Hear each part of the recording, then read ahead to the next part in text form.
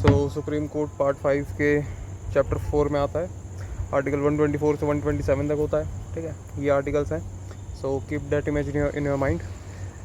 124 क्या कहता है? Establishment and constitution of supreme court. 124 का 1 कहता है CGI प्लस अदर जजेस। 124 का 2 कहता है कि अपॉइंटमेंट प्रेसिडेंट के साथ प्रेसिडेंट करेगा। 124 का 3 कहता है कि क्वालिफिकेशन क्या है। 124 का 4 कहता है कि रिमूवल बाय इम्पीचमेंट। 124 का 5 कहता है कि पार्लियामेंट रेगुलेट्स रिमूवल प्रोसीजर। 124 का 6 कहता है कि ओथ एंड अफर्मेशंस। 124 का 7 कहता है कि रिटायर्ड सुप्रीम कोर्ट जज can not practice before any court authority any court slash authority in India, ठीक। 125 क्या कहता है? 125 है सैलरीज एंड अलाउंसेस। 126 है अपना एक्टिंग चीफ जस्टिस। 127 है एडॉक। 128 है retired chief justice, sorry retired supreme court जजेस। 129 है court supreme court is the court of record. 130 है seat of the supreme court, क्योंकि 0 है तो 0 सीट बन जाता है। 131 है ओरिजिनल जुरिस्डिक्शन। 132 है appellate jurisdiction in constitutional cases. 133 है 133 है appellate jurisdiction in civil cases. तो पहले कॉन्स्टिट्यूशनल केसेस 132 में, फिर 133 में सिविल केसेस एंड 134 में appellate jurisdiction in criminal cases, ठीक है। तो 32 constitutional, 33 civil, 34 criminal cases. 134A है certificate for appeal to Supreme Court. 135 है jurisdiction of formal federal court vested, मतलब जो फेडरल कोर्ट आज़ादी के पहले जो फेडरल कोर्ट होता था उसके जुरिस्डिक्शन सारे सुप्रीम कोर्ट के पास वेस्टेड हैं, तो वो है 135 में। 136 है स्पेशल लीव पटिशन। 137 है review of supreme Court judgments. ये जो क्या बोलते हैं, जो सेल्फ क्रिटिकल वाला सिस्टम होता है कि वो अपने ही जजमेंट्स को दोबारा रिव्यू कर सकते हैं। 138 है enlargement of supreme court jurisdiction by parliament, ठीक है, पार्लियामेंट एनलार्ज कर सकती है। 139 है पार्लियामेंट में empower Supreme court to issue writs, article 139 important. 139 का A transfer of cases from High Court to Supreme Court, ये भी थोड़ा इंपॉर्टेंट है। 139A किससे ऐड किया गया था? तो आर्टिकल 42nd कॉन्स्टिट्यूशनल अमेंडमेंट 1976 से ऐड किया गया था। क्या? 139 का A article. 140 ancillary powers of supreme court. 141 law declared by supreme court binding in all courts, ठीक, तो बाइंडिंग 1 दोनों साइड में है।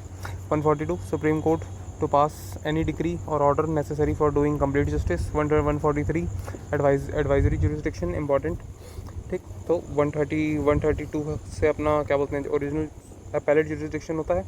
131 में ओरिजिनल जुरिस्डिक्शन और 143 में है एडवाइजरी जुरिस्डिक्शन। 143 का 1 है प्रेसिडेंट में seek opinion on matters of public importance. 143 का 2 है opinion on pre constitutional treaties and agreements, ठीक।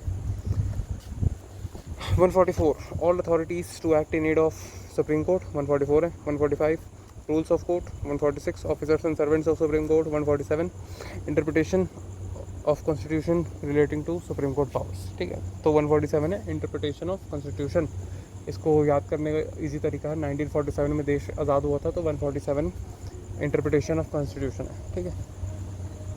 फिर हिस्टोरिकल बैकग्राउंड क्या है? तो रेगुलेटिंग एक्ट 1773 आया था, कौन था उस समय? गवर्नर वॉरेन हेस्टिंग्स, ठीक है। Established supreme court of Calcutta establish हुई थी 1774 में, ठीक है, रेगुलेटिंग एक्ट 1773 के तहत। लेटर सुप्रीम कोर्ट इस्टेब्लिश हुई थी 2 जगहों पे, मद्रास में 1800 में और बॉम्बे में 1823 में, ठीक है। इस्टेब्लिश्ड अंडर किंग जॉर्ज 3, तो जब सुप्रीम कोर्ट कलकत्ता की सुप्रीम कोर्ट इस्टेब्लिश हुई थी तो उस समय किंग कौन था? King George 3। फिर इंडियन हाई कोर्ट्स एक्ट आया था 1861 में, ठीक है। उसमें क्या था? एबॉलिश कर दिया सुप्रीम कोर्ट्स एंड सदर अदालत को, ठीक। इस्टेब्लिश हाई कोर्ट, फिर हाई कोर्ट मतलब सुप्रीम कोर्ट और सदर अदालत को क्या बोलते हैं? एबॉलिश कर दिया। कौन से एक्ट में? इंडियन हाई कोर्ट्स एक्ट 1861 में, ठीक। उसकी जगह क्या इस्टेब्लिश किया? हाई कोर्ट्स इस्टेब्लिश किए गए 3 जगहों पे, कलकत्ता, बॉम्बे और मद्रास। तो 1861 में गवर्नर कौन था? वाइसरॉय कौन था? क्वेश्चन है। लेटर इलाहाबाद हाई कोर्ट 1866 में भी बनाया गया और high courts became the highest judicial body in British India, ठीक। ये वाला थोड़ा इंपॉर्टेंट है, याद कर लेना। गवर्नमेंट ऑफ इंडिया एक्ट 1935 आया जिसमें फेडरल कोर्ट ऑफ इंडिया की इसको स्थापना करी गई। फेडरल कोर्ट ही बाद में जाके अपना सुप्रीम कोर्ट बन गया।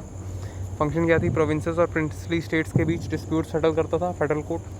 कॉन्स्टिट्यूशनल मैटर सुनता था और सुप्रीम कोर्ट ऑफ इंडिया का प्रिकर्सर था, वो तो पता ही है। पोस्ट इंडिपेंडेंस डेवलपमेंट्स क्या क्या हैं, तो existing provincial high courts state high courts बन गए, ठीक है। मतलब जो उस समय जो प्रोविंशियल हाई कोर्ट्स थे उस समय जो एग्जिस्ट करते थे आज़ादी से पहले, वो बाद में जाके स्टेट हाई कोर्ट्स बन गए। और 7th कॉन्स्टिट्यूशनल अमेंडमेंट 1956 में पार्लियामेंट को अलाउ किया कि 2 या उससे अधिक स्टेट्स के लिए कॉमन हाई कोर्ट्स हो सकता है। 7th कॉन्स्टिट्यूशनल अमेंडमेंट, ठीक। स्टेट्स और यूटीज़ के लिए कॉमन हाई कोर्ट क्रिएट कर सकते हैं। मतलब स्ट्रक्चर क्या है इंडियन जुडिशरी का, तो इंटीग्रेटेड जुडिशियल सिस्टम है, ठीक है। India integrated judicial system follow करता है। फीचर्स क्या है, तो सेम कोर्ट्स एनफोर्स करते हैं क्या क्या, सेंट्रल लॉज भी और स्टेट लॉज भी, ठीक है। तो इंटीग्रेटेड जुडिशियल सिस्टम हो गया। हायरार्की क्या है, तो सबसे ऊपर आता है सुप्रीम कोर्ट, फिर हाई कोर्ट, फिर डिस्ट्रिक्ट एंड सेशन कोर्ट, फिर सबऑर्डिनेट कोर्ट। कॉन्स्टिट्यूशन के अंडर हाई कोर्ट्स के पास रेवेन्यू जुरिस्डिक्शन भी है जो पहले नहीं हुआ करती थी, ठीक। सबऑर्डिनेट कोर्ट्स, हाई कोर्ट की सुपरविजन और कंट्रोल में फंक्शन करता है। कौन, सबऑर्डिनेट कोर्ट। मेजर कोर्ट्स कौन कौन से हैं, तो डिस्ट्रिक्ट कोर्ट हो गए, सबऑर्डिनेट, सब ये सारे सबऑर्डिनेट कोर्ट्स के अंदर आते हैं। District court, session court, civil court, criminal court, ये सबऑर्डिनेट कोर्ट्स हैं। ये सब हाई कोर्ट की सुपरविजन में काम करते हैं। फंक्शन क्या है, तो डिस्ट्रिक्ट और लोकल लेवल पर सिविल और क्रिमिनल केसेस डील करते हैं। इंडियन जुडिशियल हायरार्की का बेस फॉर्म करते हैं, ठीक। सुप्रीम कोर्ट ऑफ इंडिया का इंट्रोडक्शन तो देख लिया, इंडिया की एपेक्स जुडिशियल बॉडी है, फाइनल कोर्ट ऑफ अपील है, कॉन्स्टिट्यूशन का गार्जियन कहा जाता है इसे, और फंडामेंटल राइट्स का प्रोटेक्टर भी कहा जाता है इन्हें, ठीक। और ये इंटरप्रेट भी करते हैं कॉन्स्टिट्यूशन को। इस्टेब्लिश कब हुआ था, 28 जनवरी 1950 में, ठीक। सीट कहाँ पे है, मतलब परमानेंट सीट कहाँ पे है, न्यू दिल्ली में। पहला CGI कौन थे, HJ कानिया, ठीक है। तो कंपोजिशन किस में दिया हुआ है, आर्टिकल 124 में कंपोजिशन और कॉन्स्टिट्यूशन दिया हुआ है। इस्टेब्लिशमेंट और कंपोजिशन सुप्रीम कोर्ट में होते हैं कौन कौन, चीफ जस्टिस ऑफ इंडिया और पार्लियामेंट द्वारा डिटरमाइन किए गए अदर जजेस, ठीक। प्रेजेंट में स्ट्रेंथ कितनी है, तो 1 CGI है और 33 जजेस हैं टोटल प्रेजेंट स्ट्रेंथ, तो टोटल कितने हो गए, 34। अपॉइंटमेंट ऑफ जजेस, आर्टिकल 124 का second, appointment president of India करता है, कंसल्टेशन कॉलेजियम सिस्टम से लेता है। कॉलेजियम में कौन कौन आता है, तो CGI आता है, 4 सीनियर मोस्ट जज और 4 सीनियर मोस्ट सुप्रीम कोर्ट जजेस आते हैं। फुल धांधलेबाजी, ठीक। रिकमेंड करता है क्या, सुप्रीम कोर्ट जजेस की अपॉइंटमेंट को रिकमेंड करता है कॉलेजियम, हाई कोर्ट जजेस की अपॉइंटमेंट को रिकमेंड करता है, और हाई कोर्ट जजेस का ट्रांसफर भी रिकमेंड करता है कॉलेजियम। ये 3 जजेस केसेस के थ्रू इवॉल्व हुए हैं, ठीक। कौन कौन से हैं वो आगे देखेंगे। ओथ एडमिनिस्टर कौन करता है, प्रेसिडेंट ऑफ इंडिया या फिर प्रेसिडेंट द्वारा अपॉइंट किया गया कोई पर्सन, ठीक। टेन्योर कितना होता है, तो 65 साल की एज में रिटायरमेंट हो जाती है सुप्रीम कोर्ट वालों की, और हाई कोर्ट वालों की 65 साल में, ठीक। जज प्रेसिडेंट को रिज़ाइन कर सकता है, इम्पीचमेंट के थ्रू रिमूव हो सकता है। अनलाइक हाई कोर्ट जजेस जो सुप्रीम कोर्ट और अदर हाई कोर्ट्स में प्रैक्टिस कर सकते हैं, सुप्रीम कोर्ट जजेस पर इंडिया में हर जगह लीगल प्रैक्टिस का टोटल बैन होता है, ठीक है। मतलब जो बाकी जो जजेस हैं वो रिटायरमेंट के बाद प्रैक्टिस कर सकते हैं, ठीक। लेकिन सुप्रीम कोर्ट जो जजेस हैं वो कहीं प्रैक्टिस नहीं कर सकते, उनके ऊपर टोटल बैन होता है। रिमूवल ऑफ जजेस, आर्टिकल 124 का 4th। ग्राउंड्स क्या है, प्रूव्ड मिसबिहेवियर और इनकैपेसिटी। लॉ क्या है, जजेस इंक्वायरी एक्ट 1968 के तहत ये गवर्न होता है। मोशन क्या है, लोकसभा के केस में 100 मेंबर्स और राज्यसभा के केस में 50 मेंबर्स, ठीक। ये मोशन, ये 100 मेंबर और 50 मेंबर मोशन को सपोर्ट करने में मतलब करने चाहिए, ठीक। इनका सपोर्ट चाहिए होता है। स्पीकर और चेयरमैन मोशन एडमिट भी कर सकता है या रिफ्यूज़ भी कर सकता है, स्पीकर और चेयरमैन के पास ये पावर होती है, ठीक। तो लोकसभा में 100 मेंबर का 100 मेंबर मोशन लेके आएंगे और राज्यसभा में 50 मेंबर मोशन लेके आएंगे। इंक्वायरी कमेटी में 3 मेंबर्स होते हैं। अगर स्पीकर एडमिट करता है, मोशन एडमिट कर लेता है, तो इंक्वायरी कमेटी फॉर्म होगी जिसमें सुप्रीम कोर्ट जज और CGI क्या बोलते हैं उसका पार्ट होगा, chief justice of high court उसका पार्ट होगा, और एक डिस्टिंग्विश्ड ज्यूरिस्ट भी उसका पार्ट होगा, ठीक। फिर पार्लियामेंट्री अप्रूवल, दोनों हाउसेस में स्पेशल मेजॉरिटीज रिक्वायर्ड होती है। टोटल मेंबरशिप की मेजॉरिटी जो कि एब्सोल्यूट मेजॉरिटी होती है, मतलब अगर 500 सीट है तो उसमें से कम 250 आपको वोट चाहिए होंगे। उसके अलावा एब्सोल्यूट मेजॉरिटी के अलावा प्रेजेंट और वोटिंग मेंबर्स का 2/3 यानी स्पेशल मेजॉरिटी, ठीक है। तो एब्सोल्यूट और स्पेशल दोनों चाहिए होती है। Final removal, president removal order issue कर सकता है। फैक्ट्स क्या क्या हैं, आज तक कोई भी सुप्रीम कोर्ट जज इम्पीच नहीं हुआ है। जस्टिस वी रामास्वामी के अगेंस्ट इम्पीचमेंट प्रोसीडिंग्स हुई थी लेकिन रिमूव नहीं किया गया था। लोकसभा डिसॉल्व होने पर भी इम्पीचमेंट मोशन लैप्स नहीं होता, ठीक है। तो ये रिमूवल वाला प्रोसेस एक बार दोबारा देख लेते हैं। तो इसमें ताकि कन्फ्यूजन ना हो इसलिए दोबारा बता रहा हूँ कि जो रिमूवल का प्रोसेस होता है उसमें मोशन एब्सोल्यूट मेजॉरिटी से भी पास होना चाहिए और 2/3 ऑफ द स्पेशल मेजॉरिटी से भी पास होना चाहिए। अगर दोनों में से कोई एक मेजॉरिटी फेल हो जाती है तो रिमूवल क्या बोलते हैं, एब्रोगेट हो जाएगा, ठीक है। मतलब ये दोनों से कैसे पास होगा, जैसे 500 सीट है, ठीक है, तो एब्सोल्यूट मेजॉरिटी के लिए 251 वोट्स लगेंगे, ठीक है, और स्पेशल मेजॉरिटी के लिए जो तो 2/3 of the members present and voting है वो भी इसको क्वालिफाई करना चाहिए। मतलब जो 2/3 वाले मेंबर हैं वो 251 से बड़े ही होने चाहिए, ठीक है। तो इससे एब्सोल्यूट मेजॉरिटी क्या बोलते हैं वो हो जाएगी, एब्सोल्यूट मेजॉरिटी से आ जाएगी और इससे स्पेशल मेजॉरिटी आ जाएगी, ठीक है। Acting chief justice article 126 President appoint करता है कब, सीजीआई का ऑफिस जब वैकेंट हो, सीजीआई एब्सेंट हो या सीजीआई ड्यूटीज़ परफॉर्म ना कर पाए, ठीक। एडॉक जजेस आर्टिकल 127 सीजीआई अपॉइंट करता है। कंडीशन क्या होती है, सुप्रीम कोर्ट में कोरम की कमी हो, concern high court chief justice से कंसल्टेशन करेगा, ठीक है। तो जो एडॉक जजेस होते हैं वो हाई कोर्ट वाले होते हैं, उनको बुलाया जाता है। प्रेसिडेंट का प्रायर अप्रूवल भी चाहिए होता है इसमें। इम्पॉर्टेंट क्या है, सुप्रीम कोर्ट जज बनने की क्वालिफिकेशन होनी चाहिए उस हाई कोर्ट जज की जिसे एडॉक जज बनाया जा रहा है। सुप्रीम कोर्ट जज की सारी पावर्स एंजॉय करता है वो एडॉक जज, ठीक है। रिटायर्ड जजेस आर्टिकल 128 सीजीआई रिक्वेस्ट करता है। कंडीशन क्या होती है, प्रेसिडेंट की प्रायर कंसेंट चाहिए होती है और कंसेंट रिटायर्ड जज की भी कंसेंट चाहिए होती है। तो रिटायर्ड जज की डिमांड सीजीआई रखता है, ठीक है। ये इंपॉर्टेंट पॉइंट है कि सीजीआई रिक्वेस्ट करता है रिटायर्ड जज की डिमांड को, ठीक है।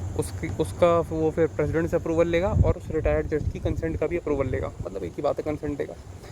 हो सकता है रिटायर्ड सुप्रीम कोर्ट जज, रिटायर्ड हाई कोर्ट जज जो सुप्रीम कोर्ट के लिए क्वालिफाइड हो, मतलब ये दोनों लोग रिटायर्ड ये दोनों टाइप के रिटायर्ड जज बन सकते हैं। वही हो गया ना, मतलब रिटायर्ड जज को दोबारा अपॉइंट कर रहे हैं, ठीक है। कुछ स्पेशल केसेस में jurisdiction of supreme court, original jurisdiction article 131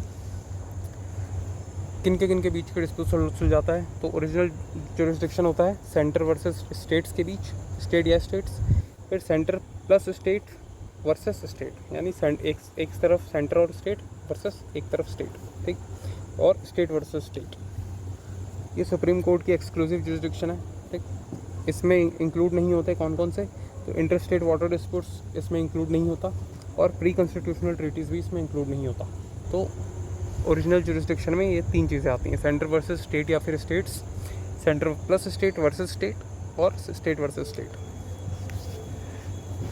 appellate jurisdiction क्या होता है, वो आर्टिकल 132 से 134 तक है। 132 में कॉन्स्टिट्यूशनल केसेस था, 133 में सिविल केसेस था, 134 में अपना क्रिमिनल केसेस था। अपैलेट ज्यूरिसडिक्शन अपील्स इन कॉन्स्टिट्यूशनल केसेस वही हो गया। सिर्फ हाई कोर्ट सर्टिफाइड केसेस ही सुप्रीम कोर्ट में अपील किए जा सकते हैं, यानी जिस केसेस को हाई कोर्ट सर्टिफाई करेगा वही केसेस सुप्रीम कोर्ट में अपील किए जा सकते हैं। एडवाइजरी ज्यूरिसडिक्शन आर्टिकल 143 प्रेसिडेंट्स इन मैटर्स पर एडवाइस मांग सकता है। Question of law and public importance, इसमें सुप्रीम कोर्ट एडवाइस दे भी सकता है या फिर नहीं भी दे सकता है, उसकी मर्ज़ी है।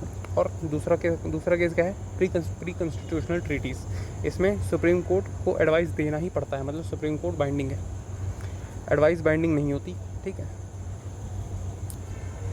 बस ये वाले में प्री कॉन्स्टिट्यूशनल ट्रीटीज़ में एडवाइस बाइंडिंग होती है, मतलब उसे देना पड़ता है। और सॉरी एडवाइस बाइंडिंग नहीं होती, मतलब सुप्रीम कोर्ट एडवाइस दे रहा है, वो एडवाइस बाइंडिंग नहीं होती। प्रेसिडेंट क्या बोलते हैं, कंसिडर कर सकता है कि एडवाइस को एक्सेप्ट करना है कि नहीं करना। Writ jurisdiction article 32 fundamental rights का एनफोर्समेंट के लिए है। 5 टाइप के रेट्स होते हैं, habeas corpus, mandamus, prohibition, certiorari, quo warranto, पहले भी देख चुके हैं एक बार, ठीक। Heart and soul of constitution, ये कहा था डॉक्टर BR अम्बेडकर ने कि आर्टिकल 32 हमारा heart and soul of constitution है। रिव्यू ज्यूरिसडिक्शन आर्टिकल 137 में आता है, सुप्रीम कोर्ट अपने खुद के जजमेंट्स का रिव्यू कर सकता है, ठीक है। कंटेम्प्ट ऑफ कोर्ट इसी के अंडर आता है, रिव्यू ज्यूरिसडिक्शन के अंडर। HN सान्याल कमेटी की रिकमेंडेशन पर बेस्ड था ये, ठीक। क्या, कंटेम्प्ट ऑफ कोर्ट एक्ट 1971 कौन से कमेटी ने किया था, HN सान्याल, ठीक। फिर क्यूरेटिव पटिशन क्या होता है, जुडिशियल इनोवेशन है, ये हमारे देश का जुडिशियल इनोवेशन है, कॉन्स्टिट्यूशन में मेंशन नहीं है ये curative petition. Review petition dismiss होने के बाद फाइल की जाती है, ठीक। फाइनल लीगल रेमेडी है ये। Public interest litigation PIL, public interest के लिए कोई भी पर्सन कोर्ट अप्रोच कर सकता है, ठीक है। पायनियर कौन था इसका? तो जस्टिस PN भगवती इंडिया में हमारे पायनियर थे PIL के। ऐसे PIL की क्या बोलते हैं ओरिजिन होता है USA में। रोल ऑफ सुप्रीम कोर्ट, क्या क्या रोल है? तो गार्जियन है हमारे कॉन्स्टिट्यूशन का, प्रोटेक्टर है फंडामेंटल राइट्स का, फाइनल कोर्ट ऑफ अपील है, एडवाइज़र है प्रेसिडेंट का, और जुडिशियल रिव्यू करता है ये, और इंटरप्रेट भी करता है कॉन्स्टिट्यूशन को। प्रोसीजर ऑफ कोर्ट क्या है? तो सुप्रीम कोर्ट प्रेसिडेंट की अप्रूवल से रूल्स बना सकता है, ठीक, रूल्स बना सकता है। कॉन्स्टिट्यूशनल बेंच मिनिमम 5 जजेस होने चाहिए। कॉन्स्टिट्यूशनल मैटर्स आर्टिकल 143 का रेफरेंस होना चाहिए, ठीक, कॉन्स्टिट्यूशनल बेंच में। तो कॉन्स्टिट्यूशनल बेंच में मिनिमम 5 जजेस होने चाहिए, ठीक। कॉन्स्टिट्यूशनल मैटर से डील करते हैं और आर्टिकल 143 का रेफरेंस लेके कॉन्स्टिट्यूशनल बेंच बनाई जाती है। अदर केसेस सिंगल जज हो सकता है या फिर डिवीजन बेंच हो सकती है, ठीक। जजमेंट्स मेजॉरिटी डिसीजन से आती है। डिसेंटिंग ओपिनियंस अलाउड होते हैं, यानी अलग अलग ओपिनियंस भी अलाउड होते हैं जजेस के बीच में। Other powers of the supreme court क्या है? Presidential and vice presidential elections के डिस्प्यूट्स को सुलझाता है, ठीक। सुप्रीम कोर्ट इनके इलेक्शन से रिलेटेड डिस्प्यूट्स डिसाइड करता है प्रेसिडेंट ऑफ इंडिया से और वाइस प्रेसिडेंट ऑफ इंडिया से। वही चीज़ दोबारा लिख दी। नेचर ऑफ पावर तो 3 टाइप के हैं, ओरिजिनल जुरिस्डिक्शन, एक्सक्लूसिव जुरिस्डिक्शन और फाइनल अथॉरिटी। ये नेचर ऑफ पावर है इनका। Inquiry into UPSC chairman and members, President UPSC chairman और UPSC मेंबर्स के कंडक्ट को इंक्वायरी के लिए सुप्रीम कोर्ट को रिफ़र कर सकता है, ठीक। कौन रिफ़र कर सकता है? प्रेसिडेंट, ठीक। किसके में? UPSC चेयरमैन और UPSC मेंबर्स के कंडक्ट को इंक्वायरी करने के लिए सुप्रीम कोर्ट को रिफ़र कर सकता है प्रेसिडेंट।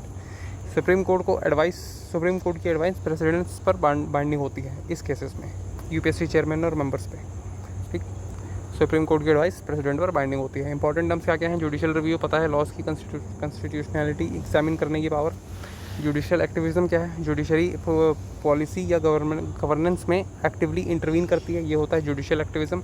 और जुडिशियल रिस्ट्रेंट, जुडिशली पॉलिसीज़ में तब तक इंटरफेयर नहीं करती जब तक वो अनकॉन्स्टिट्यूशनल ना हो, ये होता है judicial restraint. Evolution of collegium system कैसा है? तो बैकग्राउंड क्या था? कॉन्स्टिट्यूशनल जुडिशियल अपॉइंटमेंट्स के लिए कंसल्टेशन वर्ड यूज़ करता है, ठीक है। इसका मीनिंग 4 जजेस केस के थ्रू क्लैरिफाई हुआ, जिसमें प्रेजेंट कॉलेजियम सिस्टम डेवलप हुआ है। तो प्रेजेंट वाला जो कॉलेजियम सिस्टम है वो 4th जजेस केस के थ्रू डेवलप हुआ है। तो पहला जजेस केस 1981 में आया था। इसमें क्या था? Consultation is not equal to concurrence, यानी सुप्रीम कोर्ट ने होल्ड किया कि कंसल्टेशन का मतलब कंकरेंस नहीं होता है। इसका मतलब सिर्फ कॉन्स्टिट्यूशनल अथॉरिटीज़ के बीच एक्सचेंज ऑफ व्यूज़ होता है, ठीक। जुडिशियल अपॉइंटमेंट्स में एग्जीक्यूटिव की प्राइमेसी होगी। रिजल्ट गवर्नमेंट की ओपिनियन जुडिशरी पर प्रिवेल करती है, ठीक। यानी कंसल्टेशन मतलब कंसल्टेशन बाइंडिंग नहीं है, ये वाला सिस्टम है। सेकंड जजेस केस में क्या हुआ? यहाँ से कॉलेजियम सिस्टम का बर्थ होता है। सुप्रीम कोर्ट ने फर्स्ट जजेस केस को रिवर्स कर दिया। क्या होल्ड किया? कि consultation is equals to concurrence, full धांधलेबाजी। अपॉइंटमेंट्स में CGI की ओपिनियन की प्राइमेसी होगी, टोल्ड यू, फुल धांधलेबाजी। CGI को 2 सीनियर मोस्ट सुप्रीम कोर्ट जजेस से कंसल्ट करना होगा, कंप्लीट धांधलेबाजी। रिजल्ट क्या था? एग्जीक्यूटिव की जगह जुडिशरी को प्राइमेसी मिल गई। इसी केस से कॉलेजियम सिस्टम ओरिजिनेट हुआ है, ठीक है। अभी फोर्थ बता रहा था, तो कोई नहीं, आगे देखते हैं। थर्ड जजेस केस, इसमें एक्सपेंड किया गया था कॉलेजियम सिस्टम थर्ड जजेस केसेस में।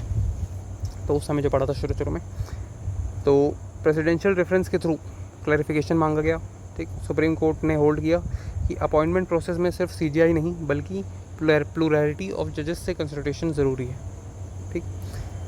कॉलेजियम एक्सपैंड होकर CGI + 4 सीनियर मोस्ट जजेस हो गया। पहले कितना था? CGI + 2 था सेकंड में, थर्ड में CGI + 4 सीनियर मोस्ट जजेस हो गया। अगर 2 जजेस अपोज कर दें तो रिकमेंडेशन सेंड नहीं की जा सकती, ठीक। ये थर्ड जजेस केस में था। कॉलेजियम प्रोसीजर के बाहर दी गई रिकमेंडेशन बाइंडिंग नहीं होगी, ठीक। Result present collegium structure establish हो गया थर्ड जजेस केसेस में। फोर्थ में क्या हुआ कि NJAC 2015 में आई थी।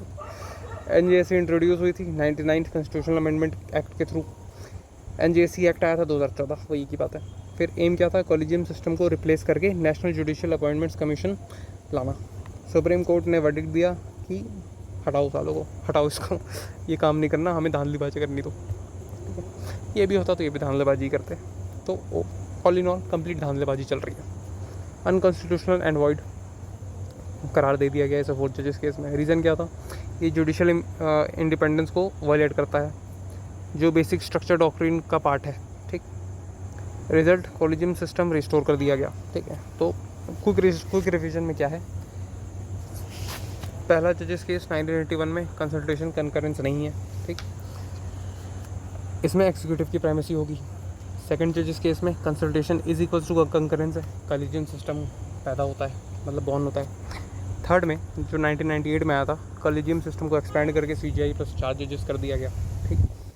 और फोर्थ जजेस केस NJSC को स्ट्रक डाउन कर दिया गया और कॉलेजियम को रिस्टोर कर दिया गया। तो फोर्थ वाला क्या था, एक बार जरा देख लें कि फोर्थ जजेस केस से कुछ मैटर सुलझाया था।